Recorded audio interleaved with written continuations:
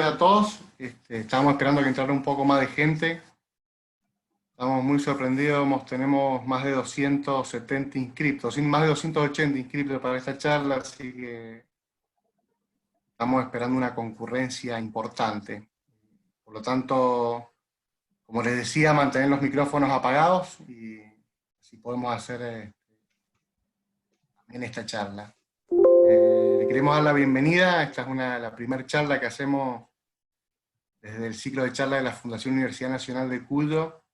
La primera charla que hacemos con otra organización, y nada mejor que hacerlo con IMSA, que para nosotros es todo un orgullo, ya que IMSA es una de las empresas que fundaron hace 40 años la Fundación Universidad Nacional de Cuyo.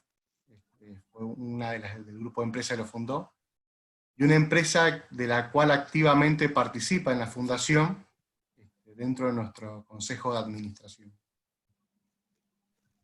Ahí le vamos a pasar unos videos, tanto de IMSA, que la mayoría lo conoce, como de la Fundación, para que también nos conozcan, para darle después lugar en esta charla de oportunidades de innovación en tiempos de crisis, a Eduardo, una charla que se pensó desde la Fundación y IMSA para aportar un grano de arena a la sociedad en estos tiempos que estamos pasando.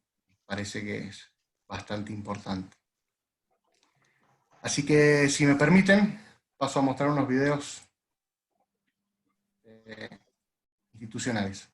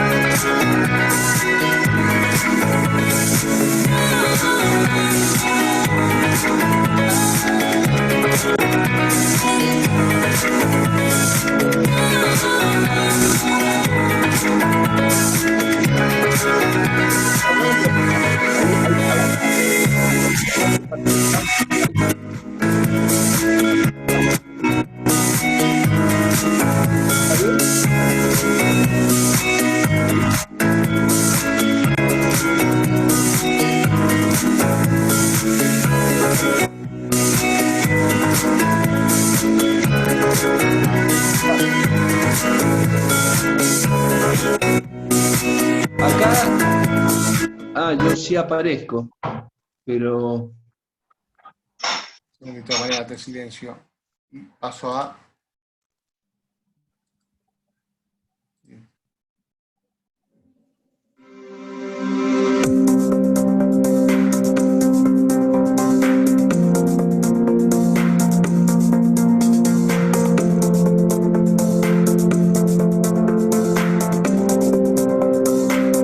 Desde hace más de 40 años, la FUNC trabaja junto a las empresas de Mendoza, aportando conocimiento y tecnologías para fortalecer su competitividad.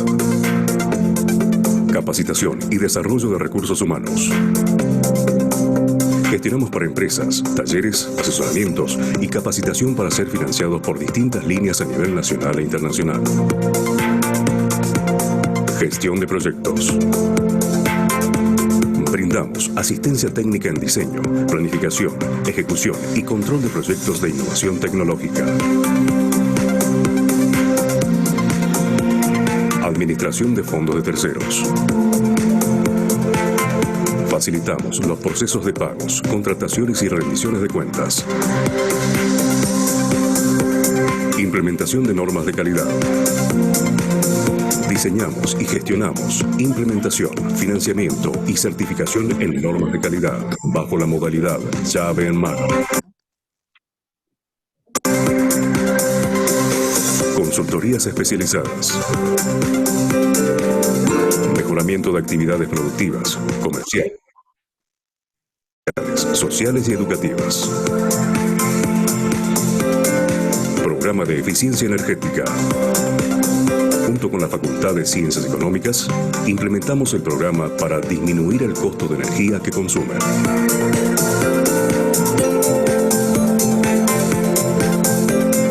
600 empresas e instituciones han confiado en la FUNC, logrando insertarse en diversos sectores de nuestra economía.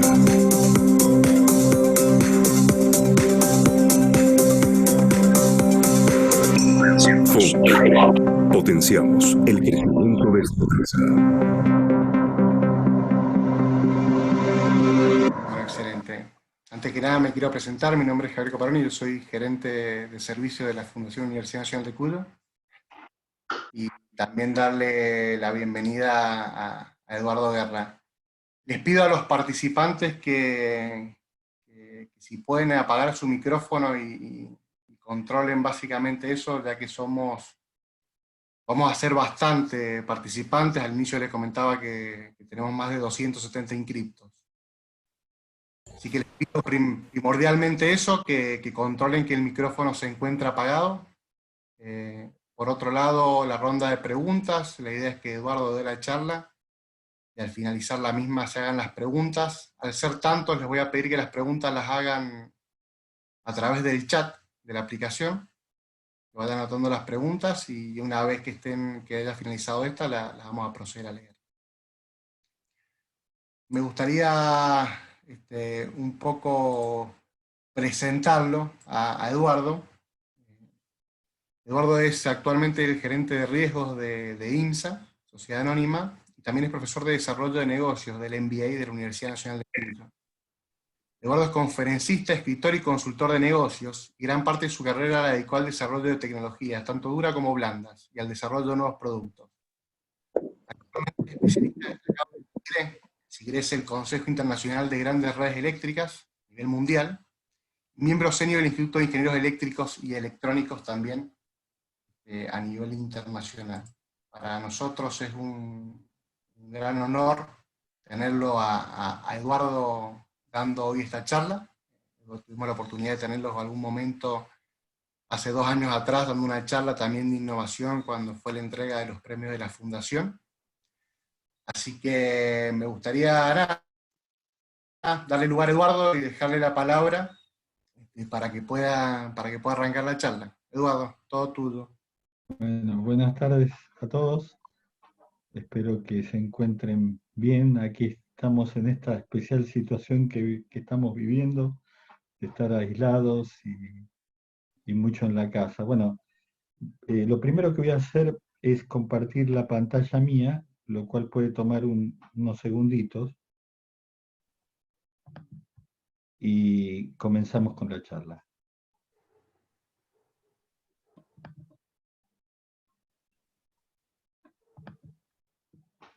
Bueno, este es nuestro tema. Vamos a tratar de hablar de la innovación, porque siempre en las crisis es donde tenemos una gran oportunidad para innovar y hacer cosas.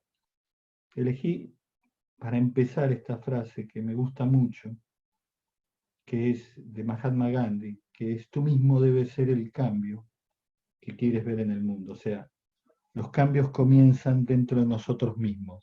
Y eso es algo muy importante de entender. ¿Qué vamos a ver hoy? 3 conceptos claves que me parecen muy importantes: las ideas, la creatividad y la innovación. Y para arrancar con las ideas, está esta frase de Bill Gates que me gusta mucho. Él dice que si tienes suficiente información para elaborar tu plan de negocios, de la idea que tenés, es que ya es tarde, ¿no es cierto? Y eso es muy cierto. Cuando uno realmente quiere ser innovador, no tiene que esperar a contar con todo, sino que tiene que partir cuando todavía falta algo. Porque cuando esperamos a tener toda la información, toda la seguridad, ya la oportunidad pasó. Y eso es algo que es muy importante de que lo entendamos y que lo tengamos en cuenta. Todo siempre comienza con una idea, ¿no es cierto? Las ideas son lo que disparan todo. Y las ideas, hay diversas formas de concebirlas, pero a mí me gusta mucho una definición que utilizaba mucho un físico llamado Bohm, que él consideraba que las ideas provenían de un orden que no está manifiesto y que aparecen de repente en el orden manifiesto y nos iluminan. Pero ¿para qué nos iluminan? la verdad que una idea es un elemento pragmático para explorar la realidad. ¿Qué significa eso? Vamos a tratar de entenderlo. A ver, si yo tengo una idea acerca, por ejemplo, tomo esta lapicera, la tengo en mi mano, y supongo por un segundo que si yo la suelto, no se va a caer. Esa es mi idea, que si yo suelto esta lapicera, no se va a caer. Si hago un experimento controlado y pongo una mano debajo, ¿no es cierto?, la suelto y se cae. Si bien la idea no era correcta, me enseñó cuál era la verdad, que si soltaba la lapicera se iba a caer. Es decir, por eso las ideas son elementos para que exploremos la realidad y ahí entendamos lo que es. Y ese es el gran valor que tienen las ideas. Ahora, cuando uno, hablando de ideas siempre, cuando aparece una idea en una organización, las ideas provocan tensión social. Y sí, porque acuérdense que nosotros tenemos un espacio, tiempo de aparición. O sea, yo, por ejemplo, ahora estoy hablando y les estoy hablando a ustedes. Si no estuvieran ustedes, ya sea de una manera presencial o de esta manera virtual que es tan linda también, si no estuvieran ustedes, lo que yo lo que estuviera diciendo en estos momentos no tendría mucho sentido porque no le estaría hablando a nadie. Entonces significa que esta red social con la que me comunico hoy es un espacio-tiempo de aparición, es donde aparezco y donde puedo comunicarme. Entonces, cuando yo estoy en mi espacio de aparición y lanzo una idea, y las ideas muchas veces provocan aceptación, admiración, pero también provocan tensiones. Hay gente que no les gusta, o hay gente que les gustaría discutirlas más. Entonces, eso es muy importante porque ustedes saben que en un proceso hegeliano, por decirlo de alguna forma, de dialéctica, siempre hay una afirmación, una negación, y de ahí normalmente se supera y se llega a cosas mejores. Lo malo es que cuando la idea, que muchas veces las ideas se basan en cosas que no son comprobables, sobre todo cuando se convierten en ideologías, ¿no es cierto? Y si son mal conducidas esas ideas, bueno, ¿qué nos puede pasar? Pueden originar conflictos, pueden originar lucha, resistencia. Entonces, las ideas es muy importante dentro de una organización conducirlas bien, porque si no las conducimos bien, desperdiciamos energía. Energía que es muy importante, energía que es muy valiosa y que debemos tratar que se exprese siempre en la forma más valiosa posible.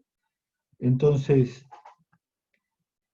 una vez, para ejemplificar más el tema de las ideas, y vamos a una ya definición más de negocios, podemos decir que la idea es una combinación novedosa de elementos que previamente están desconectados, pero cuando los conectamos empiezan a generar valor para la organización y obviamente para la sociedad. Por ejemplo, me acuerdo una vez estaba por dar una charla como esta, y estaba esperando mi turno y había una persona ahí dando su charla que, entre paréntesis, era muy interesante. Y cuando escuchaba la charla de esa persona se me dispararon varias ideas. Y en un momento se me ocurrieron tres cosas. Ustedes saben que en INSA, nosotros entre todas las cosas que hacemos turbinas y generadores hidroeléctricos. Estas son máquinas tremendas, o sea, pueden llegar a pesar 3.000 toneladas, son tremendamente complejas, costosas, difíciles de hacer, y obviamente que uno quiere hacerlas bien de entrada, ¿no es cierto?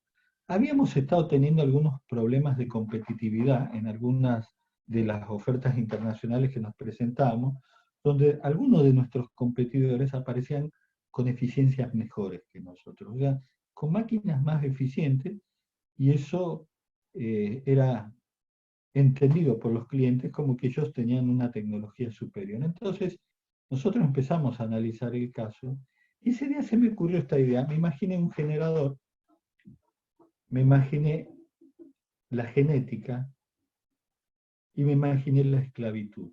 3 imágenes que uno dice, esto no puede tener una conjunción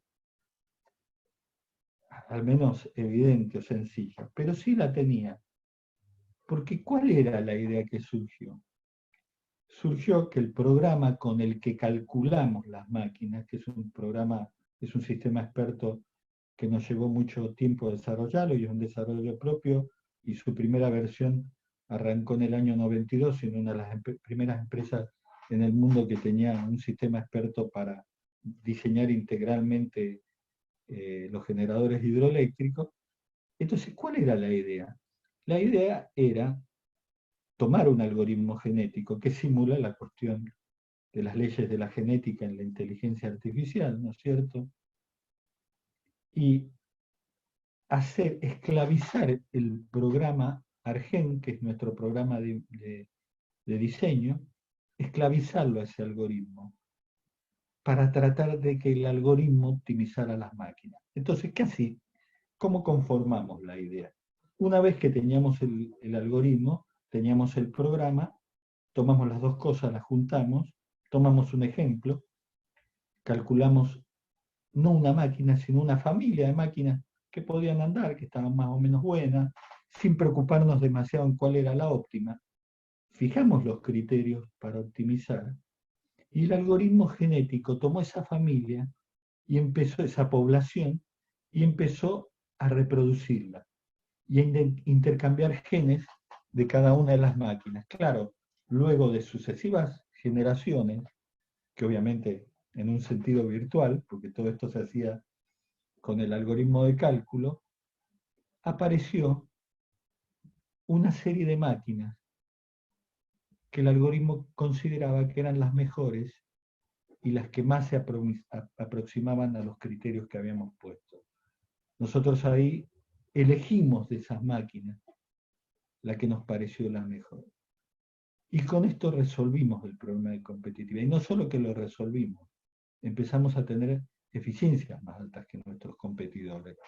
Significa que a través de algo ingenioso conseguimos dar un salto en competitividad y sumar valor a nuestra oferta de producto.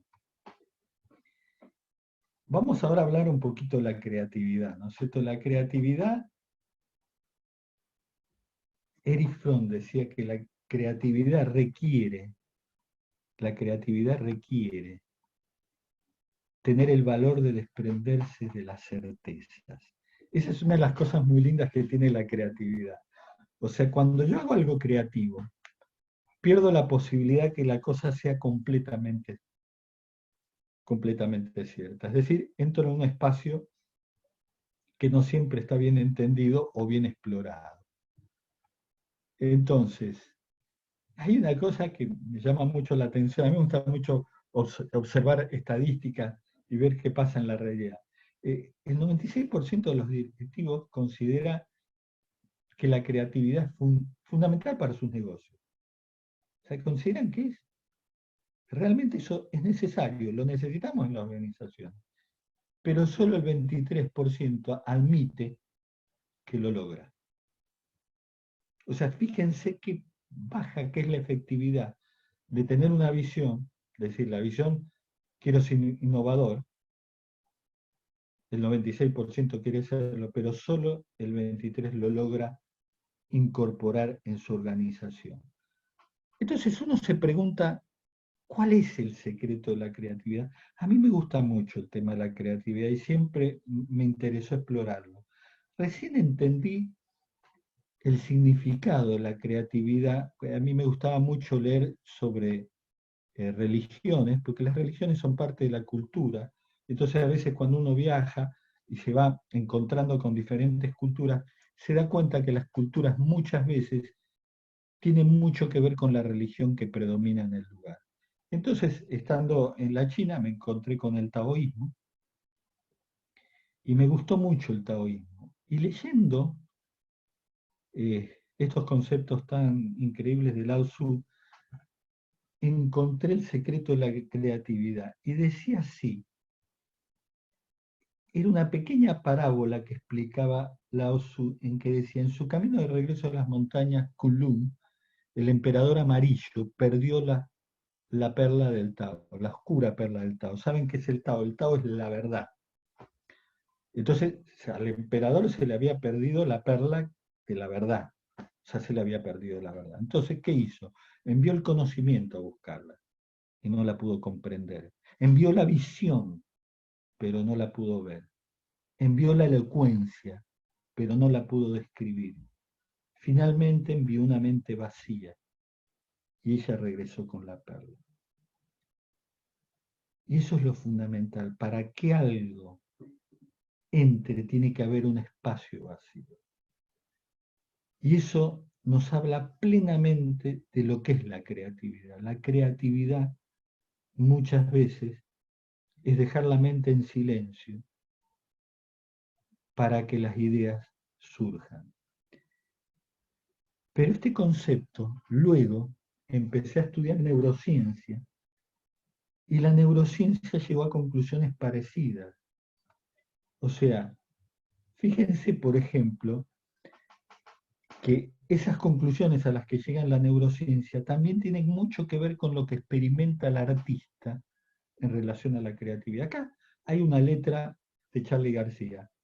Todos más o menos alguna vez en la vida hemos escuchado algún tema de Charly García. Este me gustaba mucho, decía, necesito a alguien que me parche un poco y que limpie mi cabeza, que cocine guisos de madre, postres de abuela y torres de caramelo. Y escuchen esto, que cuelgue mi mente de una soga para que se seque de problemas. Este hombre se ganó la vida siendo creativo. Y fíjense que les dice, si quiero ser creativo, necesito colgar de mi mente de una soga para que se seque de problemas. O sea, él también hablaba de una mente vacía. Es así que, ¿qué nos dice la neurociencia acerca de esto? Y así tenemos el concepto de la filosofía oriental, de la filosofía en general, el concepto de un artista, de alguien que vive la creación, y ahora el concepto científico. Han descubierto algo que se llama respuesta de relajación. ¿Cómo hacen? Escanean el cerebro de gente que hace este tipo de ejercicios y ve y se analizan cuáles son los cambios que se producen. ¿De qué trata la respuesta de relajación? De respirar profundamente, de relajarse y de meditar. ¿Y qué es meditar? Meditar es dejar la mente vacía. Es decir, es una mente que no habla, que se queda en silencio. Y al quedarse en silencio, se genera un estado muy especial y muy lindo. Sinceramente, cuando la mente queda en silencio no pasa nada, no se cae, no se nos cae nada dentro del cerebro, no, sucede que vivimos un momento muy relajado, muy bonito. Y eso se ve que mejora en los resultados la creatividad y la respuesta al estrés. También yendo más profundamente, que produce cambios a nivel del genoma. Esto ya lo había anticipado, me acuerdo, en conferencias y charlas, Jedi Krishnamurti, otro filósofo oriental de la India, que había dicho que él entendía que el ejercicio de relajarse, de meditar, de parar un poco la maquinaria del pensamiento, nos ayudaba a evitar enfermedades.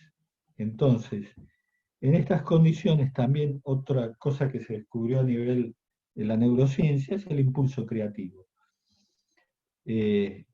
¿Por qué el impulso creativo? Porque cuando dejamos de pensar, ustedes saben que el cerebro del ser humano, como lo anticipó Sigmund Freud hace más de un siglo, tiene tres grandes componentes: el consciente, el inconsciente y el instinto. Y hoy en día la neurociencia, que verifica eso, porque verifica que en el neocórtex hay dos redes neuronales que funcionan bastante independientemente, y una es la red neuronal consciente y la otra es la red neuronal por defecto, o como la solíamos llamar, inconsciente. ¿Y qué descubrió? Que el inconsciente tiene un tremendo procesador. Entonces, cuando el consciente le plantea un problema y la mente queda en silencio, el inconsciente trabaja. Entonces, fíjense qué interesante esto, porque significa que cuando uno tiene un problema y quiere resolverlo, quiere ser creativo en su solución y todo eso, lo que tiene que hacer es entender profundamente el problema. Y una vez que lo entendió, aunque no tenga una solución, quedarse tranquilo, porque hay tarde o temprano, ya sea que me metí en la bañadera, como hizo aquel griego famoso, y ahí aparece el eureka, o cuando voy escuchando una música hacia el trabajo, eureka aparece tarde o temprano. ¿Por qué? Porque el principal procesador de la mente humana, que es el inconsciente, ha estado trabajando y tratando de buscar una solución. Entonces, esa fragmentación que tiene el ser humano, que tenemos el instinto por un lado, que nos ata a lo primitivo, ¿no es cierto?, con los instintos y las emociones, y tenemos por otro lado nuestra capacidad de pensamiento, del consciente, de manejar las palabras, y la otra que es el inconsciente, ese otro que tenemos dentro nuestro, eso que estamos fragmentados porque no tenemos una sola cosa, tenemos un diálogo interior.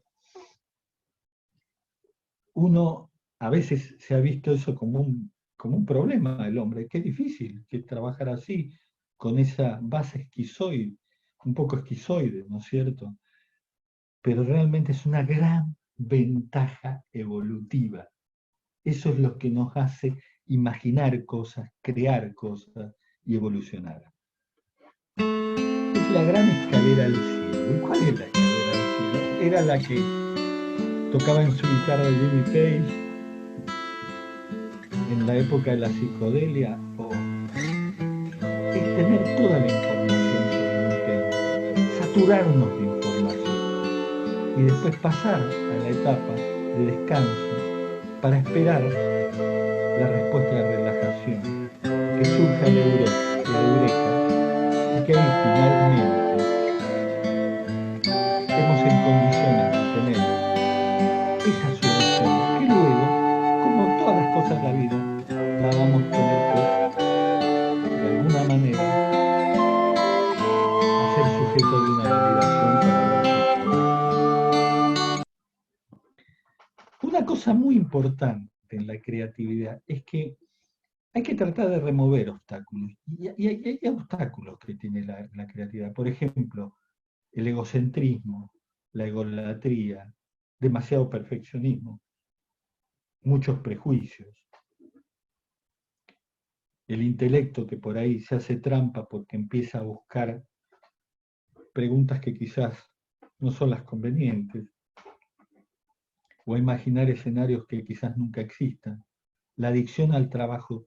Todo esto no es lo mejor para la creatividad, y se los digo porque me pasó casi toda la vida haciendo este tipo de cosas.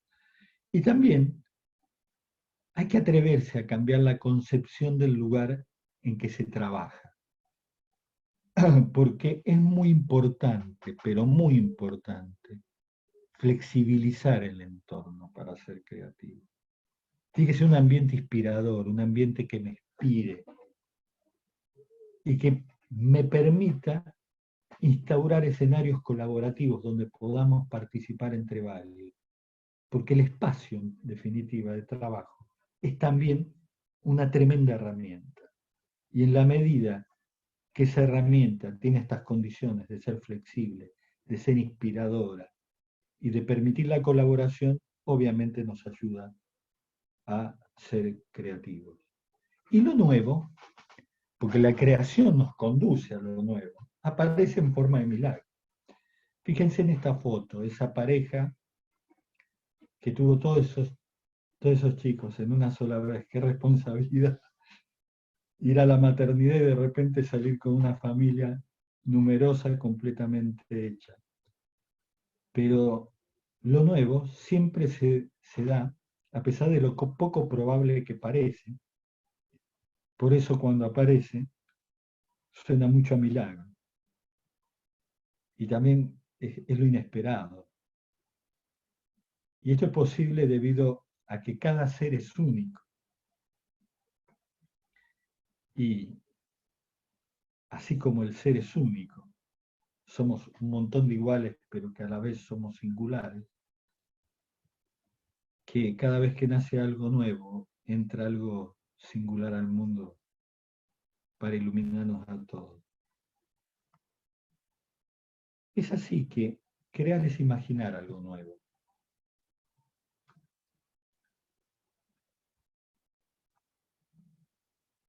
Pero la realidad es que innovar es hacer algo nuevo. Y ahí hay una tremenda diferencia. Los argentinos tenemos una tremenda capacidad para imaginar cosas nuevas, pero no siempre para convertirlas en realidad. Y la verdad que lo más importante de la creación es cuando se vuelve un hecho concreto, porque ahí es donde realmente sirve. El cielo no se gana por las buenas ideas que tenemos, se gana por las grandes concreciones que tenemos, por lo que somos capaces de hacer. Ya sea que se me ocurrió una comida nueva y me puse hasta que la logré, y ver la satisfacción, ver con satisfacción cómo la gente la prueba y dice, uy, qué rico que está esto, o que eso sea una medicina, o que eso sea una máquina que de alguna manera mejora la vida del hombre. Entonces vamos ahora al tercer concepto de nuestra charla, que es la innovación. Steve Jobs, que es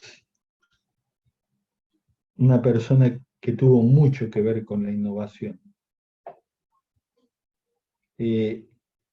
creo que la gran virtud de Steve Jobs es que él siempre tenía muy claro qué quería el cliente.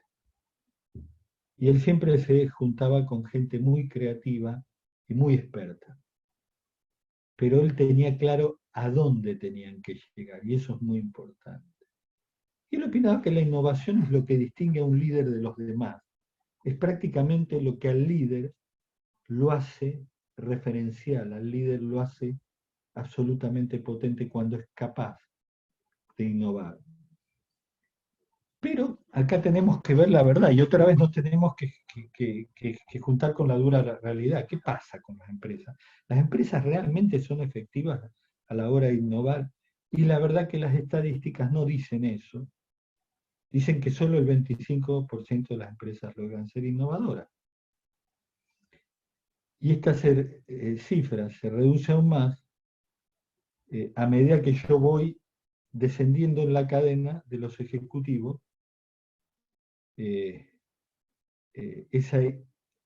Eso de conocer cómo hacer concreta la creatividad y la innovación parece ir desapareciendo.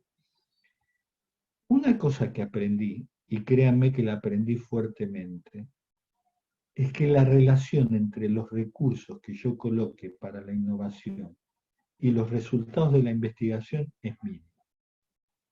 No porque ponga mucho dinero voy a lograr grandes innovaciones.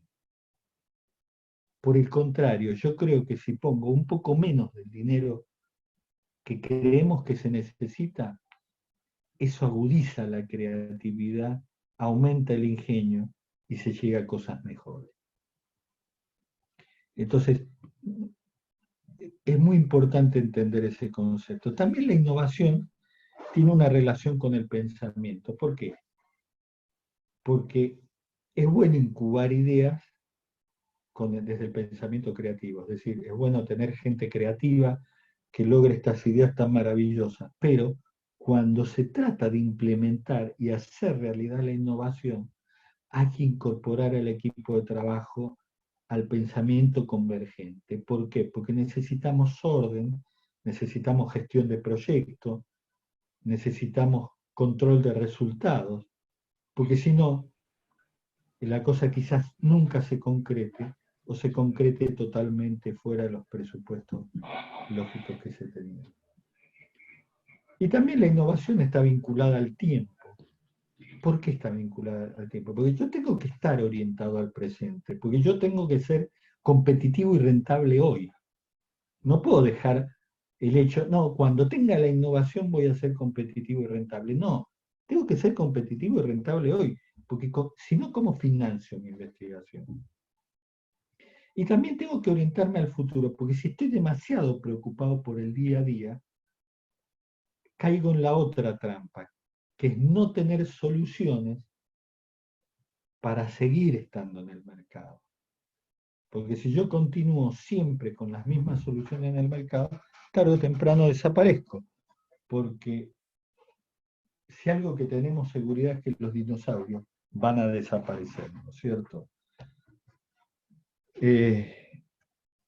Y también la innovación tiene mucho que ver con la observación. ¿Y qué se observa cuando se innova? Se observa al cliente, esto es fundamental. ¿Por qué? Porque el cliente tiene algunas cuestiones informativas que son muy importantes para nosotros. Si el cliente sabe cuáles son sus necesidades, su percepción de valor, si está conforme o no con las soluciones existentes, y también que de alguna manera lo tengo que fidelizar a ese cliente, lo tengo que tratar de retener. Y también los procesos, porque en los procesos hay mucha oportunidad de innovación.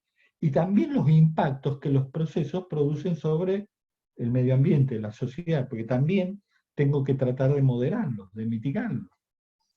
Y tengo que observar el mercado, cómo se comporta el mercado, cómo se comporta la industria en la que estoy, el conocimiento, cómo fluye el conocimiento. Y hay que ser un poquito, a ver, con el conocimiento hay que tratar de ser un poquito, digamos, nos tiene que gustar el conocimiento. Y tenemos que ser un poco codiciosos con el conocimiento, porque el conocimiento es muy útil y nos ayuda a generar cosas. Y después las tecnologías, porque van apareciendo tecnologías por aquí, por allá, y esas tecnologías de alguna manera que no se aplicaban en mi industria, de repente puedo traer la idea, aplicarla y hacer que las cosas cambien radicalmente. Y obviamente, como siempre, que las ideas tienen que florecer, porque son elementos pragmáticos para explorar la realidad, y son una combinación muy valiosa de elementos que parecen inconexos, pero de repente producen las rupturas. Y la innovación y la dirección. O sea, si uno quiere tener una empresa innovativa, la dirección debe tolerar fracaso, porque innovación no siempre sale todo bien.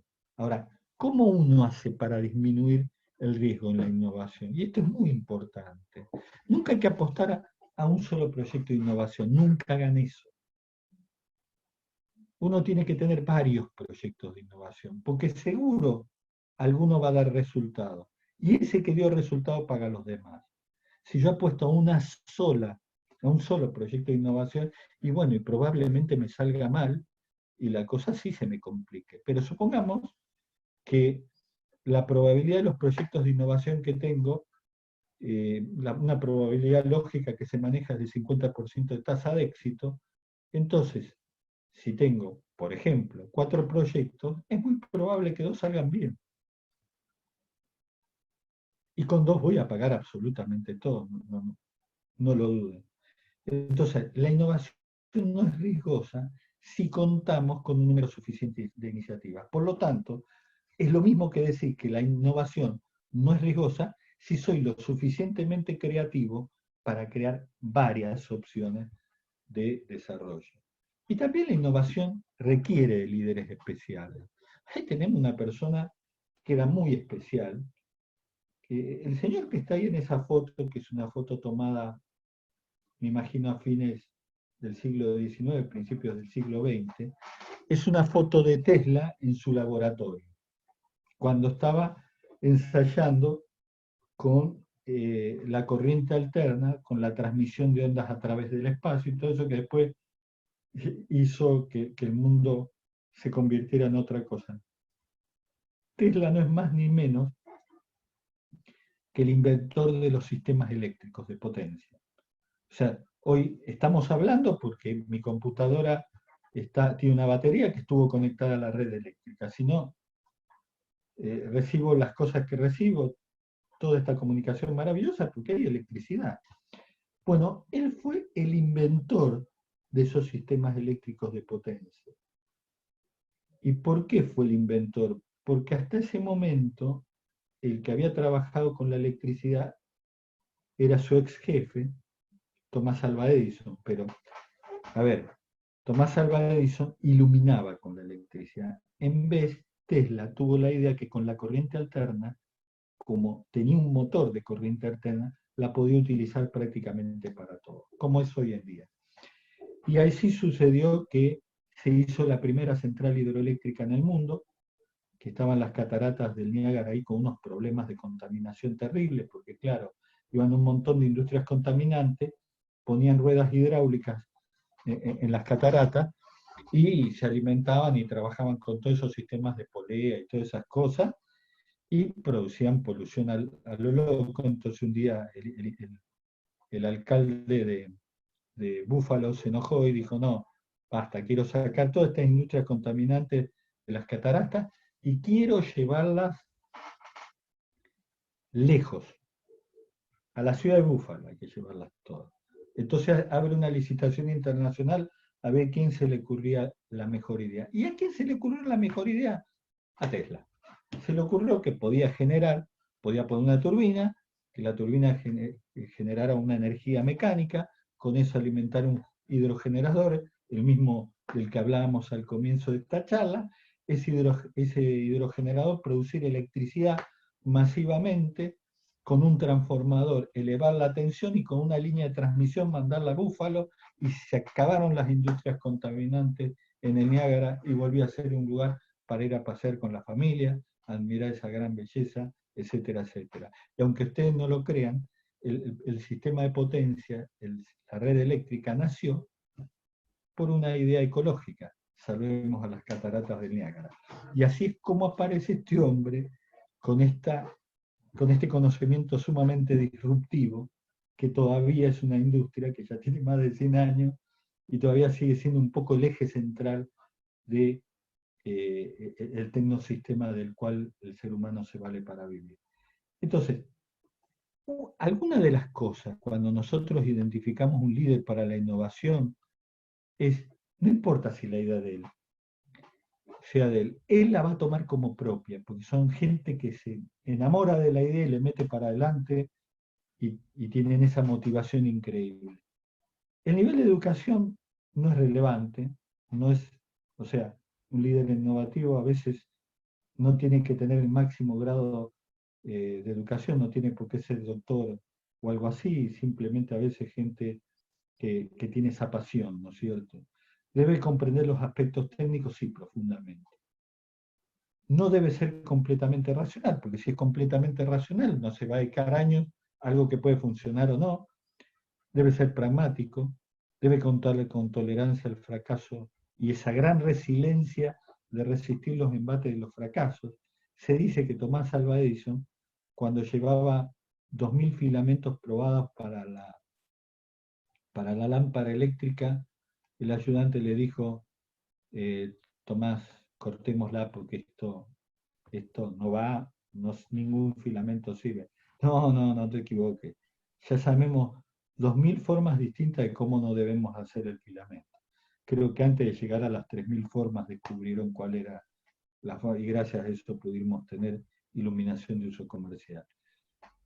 Obviamente tiene libertad a la hora de formar su equipo, también los que están en el equipo no tienen que ser obligados a estar en ese equipo de innovación, y hay algo que es muy importante de un líder de innovación, reconocer cuando el producto está en el punto aceptable para el cliente, que no tiene ni de más ni de menos. Eso es tremendamente importante, porque la verdad, les voy a confesar una verdad. Los desarrollos no se terminan, se cortan. ¿Y dónde se cortan? Cuando ya tiene una calidad suficiente para que el cliente lo desee y lo quiera comprar. Y la innovación también está muy vinculada al equipo. ¿Y qué les digo de un equipo de innovación? Los equipos de innovación tienen que ser equipos diversos. Si son multidisciplinarios, mejor. Si son hombres y mujeres y el género que se les ocurra, mejor. Si tienen perfiles distintos, mejor. Sobre todo perfiles psicológicos, mejor. Fíjense acá, hemos anotado algunos de los perfiles psicológicos que son muy buenos para los equipos de desarrollo. Los busca, los creadores, los facilitadores, los activadores, los ejecutores, los desarrolladores. Todos esos perfiles vienen re bien, porque todos en algún momento del proyecto se vuelven fundamentales. Entonces, ese equipo trabaja en su innovación, obtiene un resultado, eso nos permite tomar métricas, generar incentivos y realimentar para que luego cada vez se planifique mejor. Y eso es lo importante. Entonces, cuando la diversidad en un equipo se conduce de un modo sincrónico y sinérgico, es sinónimo de resultados que van a superar toda lógica y expectativa. Es cuando yo pongo 4 personas en un equipo y el 1 más 1 más 1 más 1 no me da 4, me da 10, me da 8, que eso es lo que tengo que buscar. En vez cuando tengo todos clones, 1 más 1 más 1 más 1 me va a volver a dar 1, porque no hay diversidad, y si no hay diversidad, no hago pasar a los problemas por suficientes dimensiones de solución. Y está la innovación y las necesidades, y esto es algo importantísimo. Hay muchas veces que me preguntan, pero bueno, ¿tenemos que crear necesidades para ubicar nuevos productos? No, yo la veo distinto. La innovación crea nuevos espacios de necesidad, nuevos espacios-tiempos de necesidad. ¿Y por qué considero eso? Porque cuando algo realmente sirve, es útil, nos gusta, nos entretiene, lo que fuera, se gana su espacio solo. Es como un Big Bang. Si no existía la necesidad, aparece. Por ejemplo, vamos a imaginar esto. Yo tengo acá un aparatito. Este aparatito, ustedes deben creer que es un celular. No, no es un celular. Este aparatito es un teletransportador. Este aparatito cuesta $3.000 y yo lo sincronizo, lo conecto y puedo aparecer en el lugar del planeta que se me dé la gana. Por supuesto que si las coordenadas son de la Antártida, más vale que me abrigue bien, porque voy a aparecer ahí, el frío va a ser terrible, ¿no es cierto? ¿Qué quiero decir con esto? Que parece risible o cómico. Quiero decir que si a alguien se le ocurriera una idea de hacer un teletransportador y lo pudiera vender por el precio que dije, va a tener un mercado infernal. Todo el mundo va a querer tener esto. Basta de aviones, basta de quemar combustible. Me pongo ahí, el bichito me chupa y aparezco allá donde quiero aparecer. Y bueno, si aparezco hoy con el tema de la pandemia sería bastante complejo, pero bueno, lo podría hacer. Entonces, claro, cuando algo es realmente innovativo, se abre su propio, genera su Big Bang y su propio espacio-tiempo de necesidad. ¿Y dónde se produce la innovación? La innovación la puedo producir en cualquier lado. Es así de fácil. La puedo en el mercado, en los impactos, en los procesos, en los productos, en el modelo de negocio, donde se me ocurra. Las innovaciones no tienen por qué ser aparatitos, no tienen que ser productos, pueden ser, no tienen por qué ser bienes, pueden ser servicios. O sea, puedo cambiar la forma en que hago los negocios. La innovación aplica a cualquier cosa. No tenemos que centrar solo la burbuja en lo duro. Se puede aplicar a lo duro, a lo blando, a lo que nosotros queramos hacer. Y después tenemos las avenidas de la innovación. ¿Cómo llevamos a cabo la innovación? Hay 3 formas que son muy lindas. La primera es dársela a alguien externo y hacer un contrato con la universidad y decirle, bueno, investígueme esto. Normalmente, ¿cuándo se aplica eso? Cuando tengo que trabajar en temas que son muy básicos y que donde la formación académica nos puede venir muy bien y la utilización de laboratorios y la utilización de, por ahí, de técnicas también virtuales que para una empresa sería muy complejo meterse en esa investigación ya de tan primaria. Después está tener un equipo dedicado. ¿Qué significa? Bueno, hago un departamento de investigación y desarrollo y esa gente solo hace eso. Que está buena para cierto tipo de proyectos de innovaciones necesarias. Y esta otra, que para mí es la mejor, es una idea que yo introduje aquí en Argentina, trabajando en INSA ya por el año 86, que es el desarrollo en línea. Pero no teníamos el término online en esa época porque no había mucho virtual, habían computadoras, pero se imaginan, en INSA teníamos una computadora que ocupaba 300 metros cuadrados y tenía la poderosa potencia de 24 megabytes. Y después la ampliamos a 30 megabytes. ¿Entienden lo que digo? 30 megabytes. ¿Qué hacen ustedes con 30 megabytes hoy? El celular, cualquier cosa tiene más de 30 megabytes.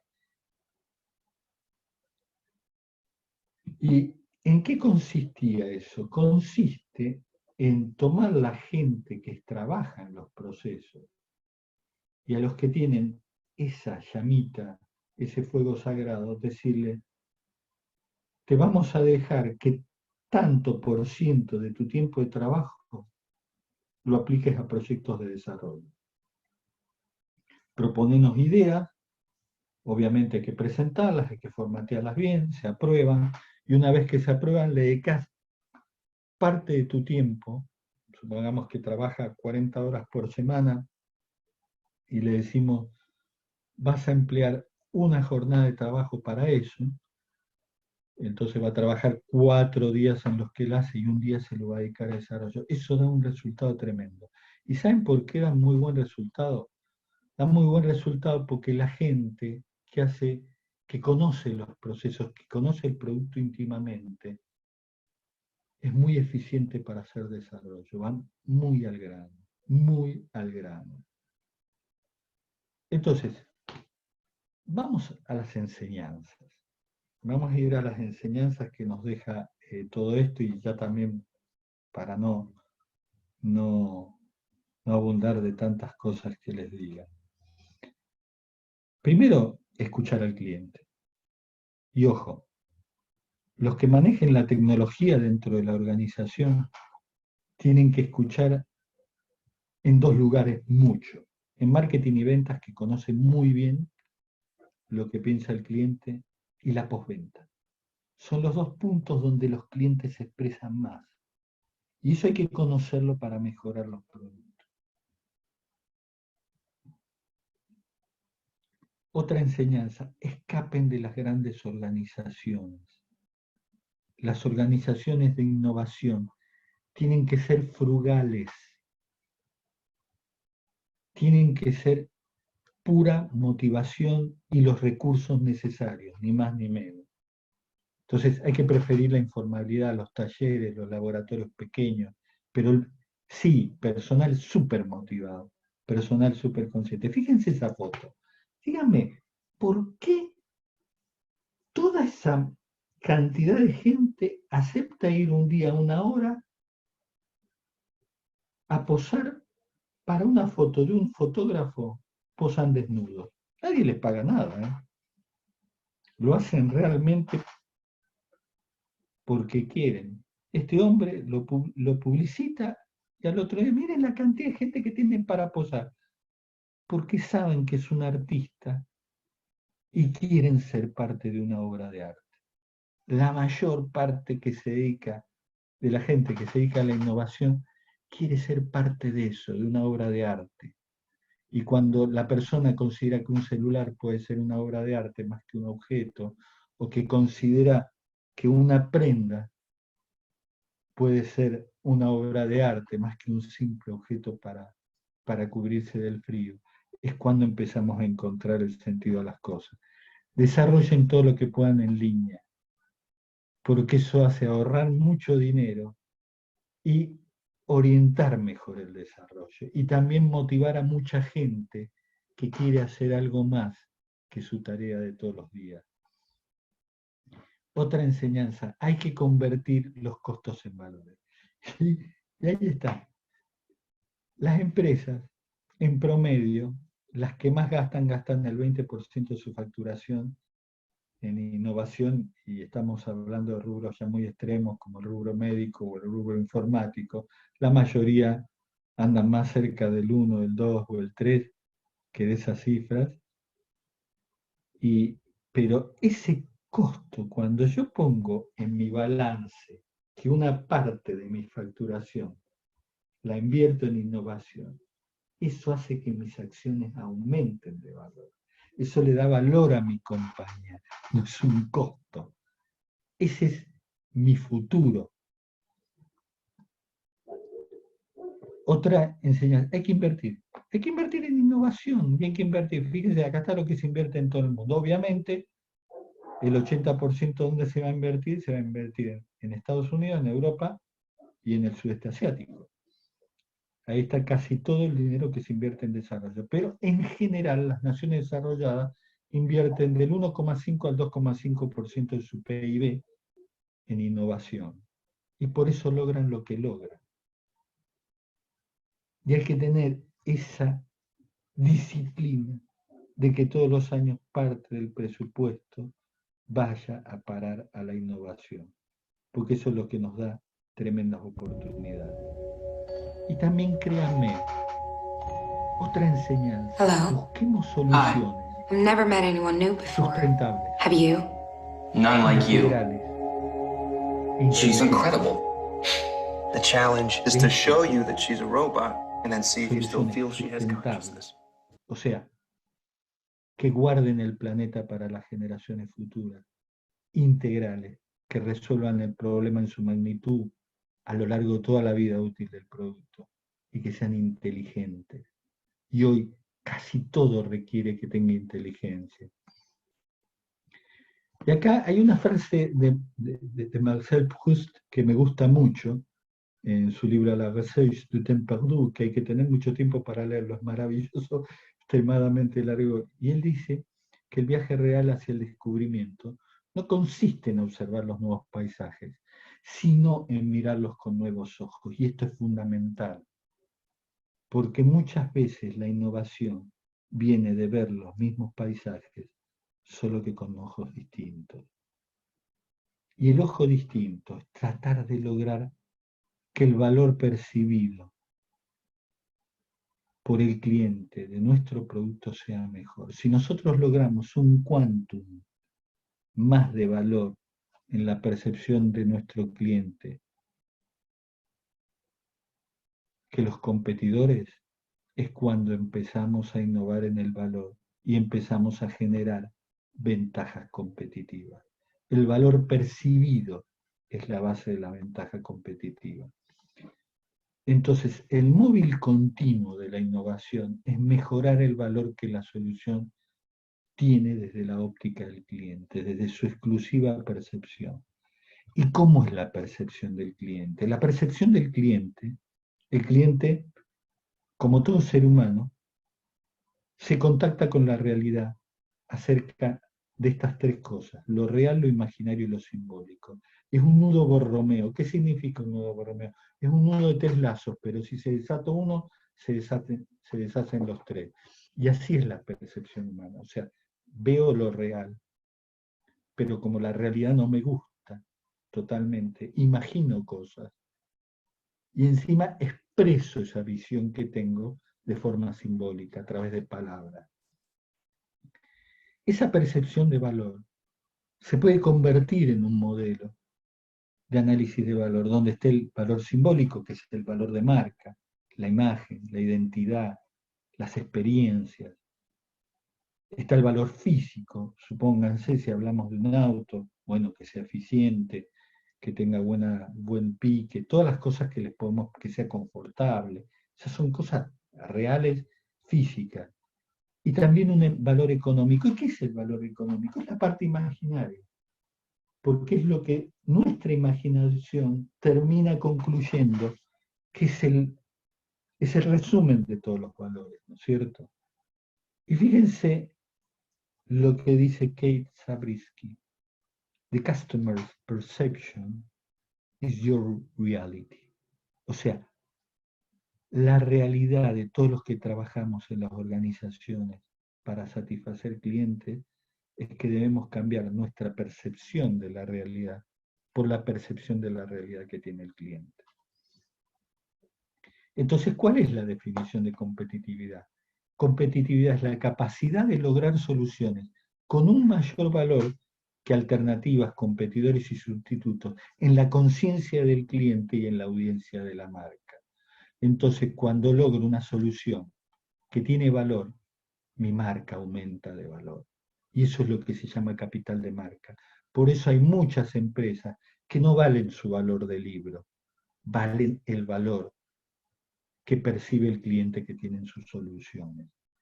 Y cuando una empresa logra ser innovativa, genera empleo, forma talento, incluye socialmente, desarrolla proveedores, trabaja con las universidades. Entonces, origina un clúster. Y cuando las empresas originan clúster, los países se desarrollan. Los países no se desarrollan porque los gobiernos quieren que se desarrollen.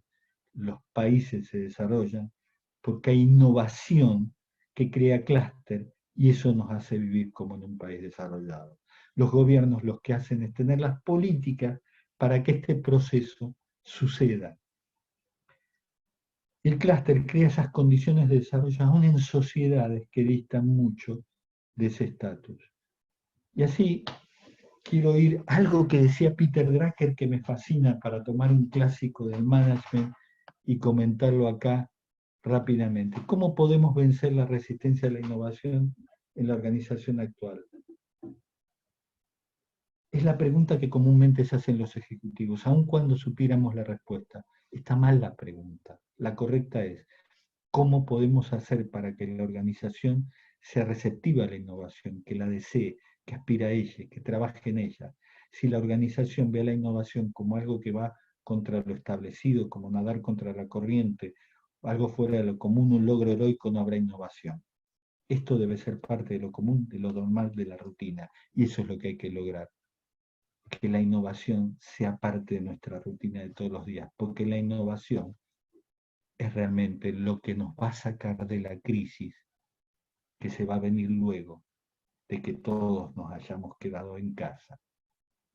Vamos a tener que ser tremendamente innovativos para movilizar nuevamente nuestra economía y construir el país que realmente queremos tener. Muchísimas gracias. Muchísimas gracias, Eduardo, por la charla. Antes que nada, les quiero pedir, o sea, disculpa, no las personas que me están ocupando, todas las personas que se quedaron afuera porque alcanzamos el límite. Así que hay muchas personas que me han estado escribiendo se han quedado fuera de la charla. Para ellas, esta charla está siendo grabada, va a estar publicada en la página de la Fundación y en los canales de la Fundación en cuanto terminemos de descargarla y editarla, la misma. Así que, y va a ser enviada el link a todos los participantes que se han inscrito en esta charla. Eduardo, muchísimas gracias. Abrimos, si quieren, el panel de preguntas, para lo cual estaría bueno que o levantasen la mano por el chat para habilitarle el micrófono, o escriban las preguntas por el chat. Eduardo, te están felicitando todos en el chat, que excelente charla. Bueno, muchas gracias, muchísimas gracias. Una emoción hablar para ustedes. No sé si alguien tiene alguna pregunta para hacer.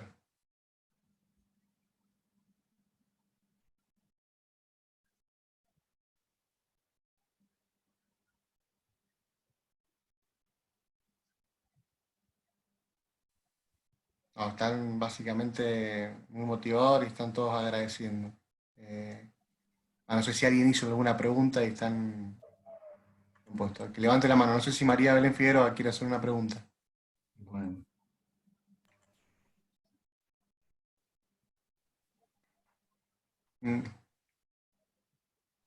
Bueno, Eduardo, mira, no, por lo pronto son todas halagos a la charla. No hay por lo pronto ninguna pregunta. Evidentemente ha sido muy claro. Bueno, Julio, te la estoy mandando la pregunta. Sí, no sé. Acá hay un par de preguntas, sí. Vamos. Servicio intangible, ¿qué recomienda en innovación?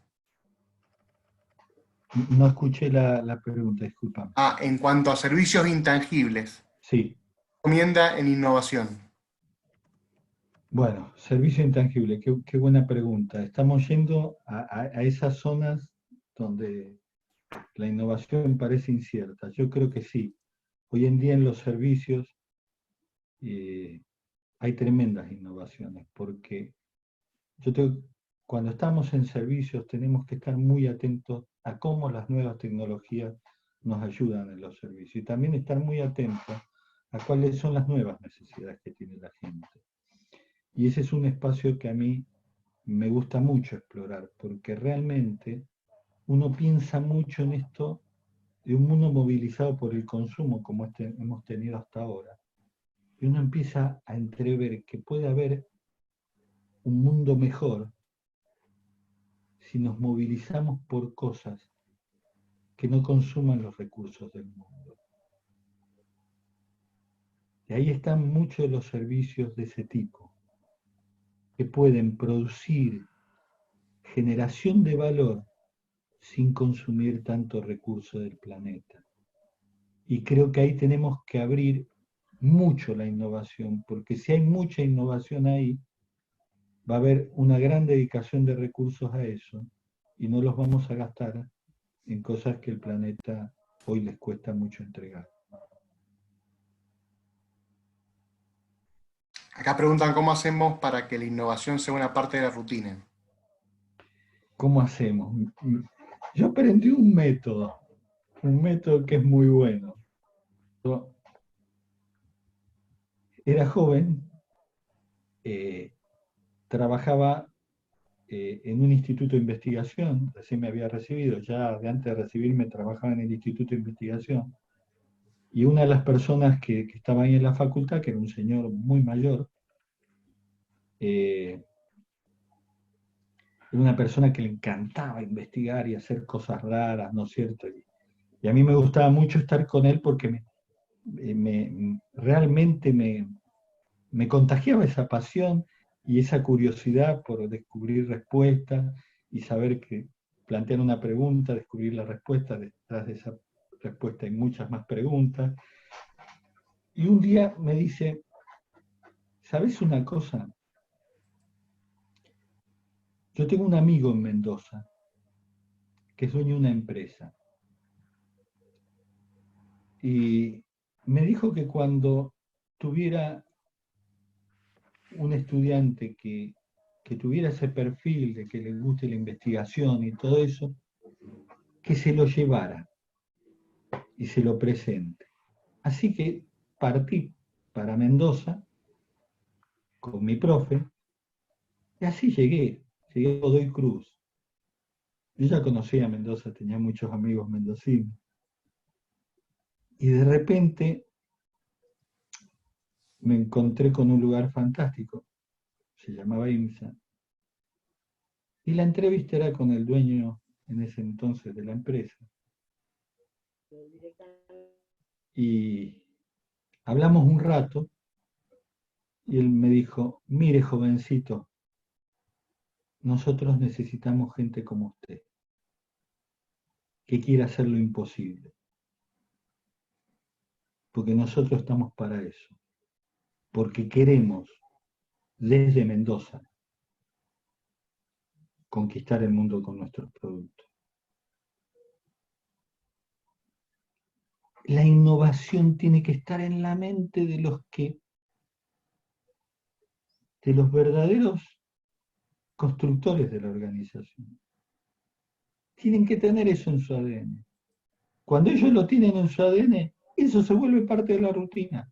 Cuando los líderes que están dentro de la organización tienen eso en su ADN, lo inculcan, se vuelve parte de la rutina. Yo cada vez que he tenido una persona, algún pasante de la universidad trabajando conmigo, me apasiono viendo la energía que tienen y cómo quieren resolver los problemas, y yo trato de que ellos queden con eso de decir, tengo una vocación que también en Argentina es posible.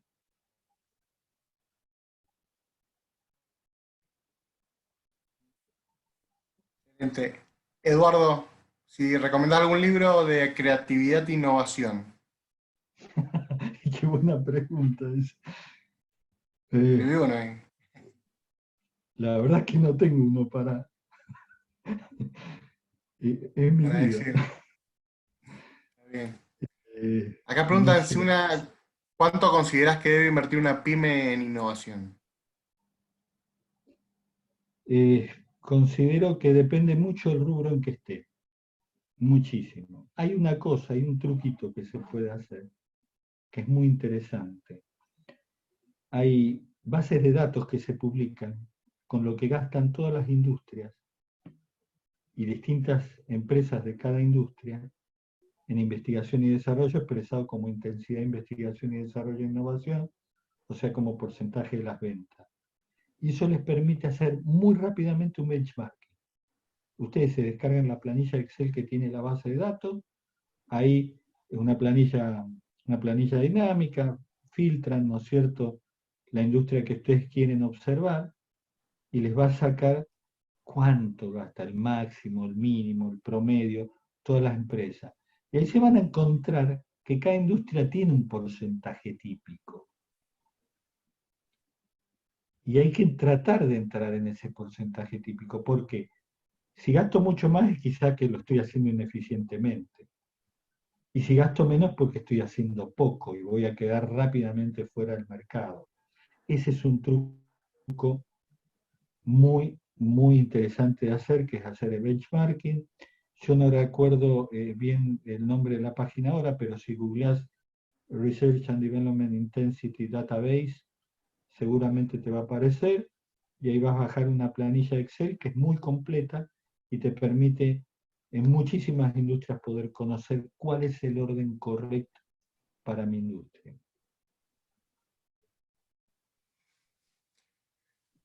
Excelente. Acá otra de las consultas que te hacen es cómo hacer disruptivo el proceso de la creatividad en la organización. Cómo hacer parte de que esta rutina genere creatividad para innovar. Fundamentalmente yo creo que una de las grandes cosas es cuando alguien tiene una idea, no hay que hacerlo sentir ridículo. Cuando alguien tiene una idea, no de un plomazo, decirle, es una pavada, pibe. Y se acabó la conversación ahí. Es hacerlo sentir que es bueno tener ideas y que apreciamos las ideas. Que obviamente las vamos a discutir. A veces serán razonables o serán útiles, a veces no, pero siempre explorarlas y discutirlas nos va a enseñar. Lo que no hay que hacer es reírse, lo que no hay que hacer es poner en ridículo a la persona que tiene esa creatividad. Yo les voy a decir algo que aprendí. A veces las personas que tienen las ideas más geniales son aquellos que les solemos dar el sobrenombre de nerd. Yo soy un nerd, típico nerd. Y me encanta ser nerd, estoy orgulloso de ser nerd.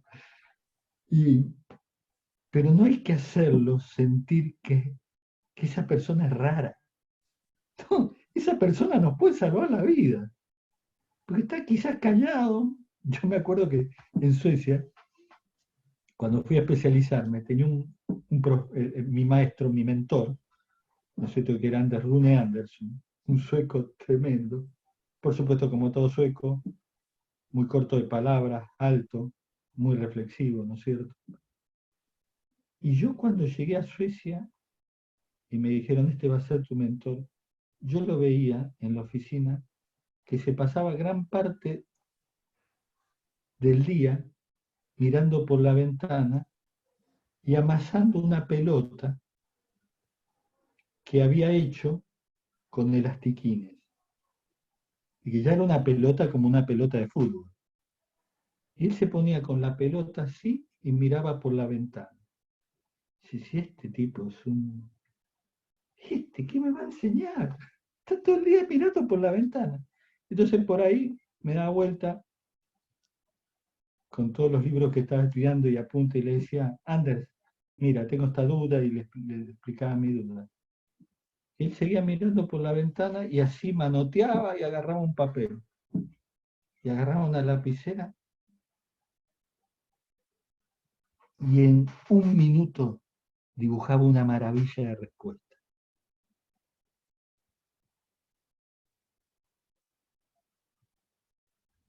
Muchas veces la gente mejor para la organización tiene esos comportamientos raros. Y hay que aprender a vivir con esa diversidad, porque si uno quiere tener una empresa conmovedora, que realmente hace cosas distintas, tiene que haber eso.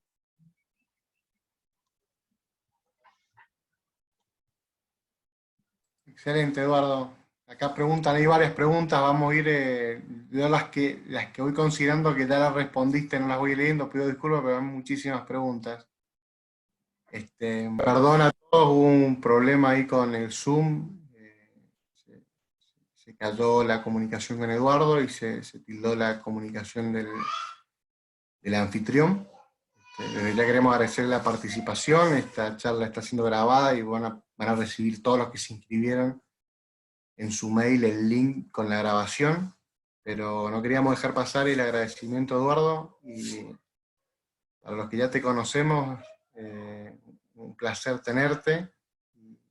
Sabíamos que la reunión iba a ser, te paso algunos datos, se llegó al límite de la reunión, rápidamente, se mantuvo en 100, realmente ha quedado mucha gente afuera, la cual también pedimos disculpas.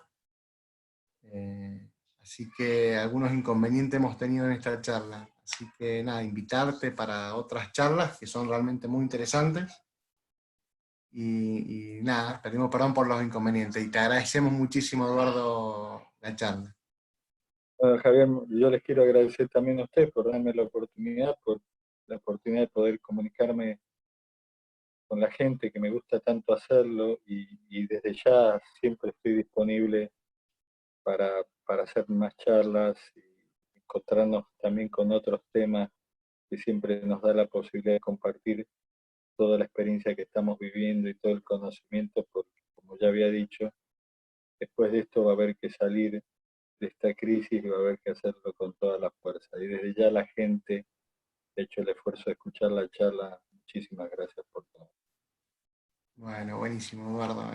Nada, esperemos volver a tener este ciclo de charlas, estas charlas compartidas con la organización, o sea, con IMSA. Agradecemos también a IMSA que surgió la idea y se armó esta charla, y agradecerte a vos. Así que nada, hasta luego, Eduardo. Y hasta la próxima, mejor dicho. Muchísimas gracias por todo.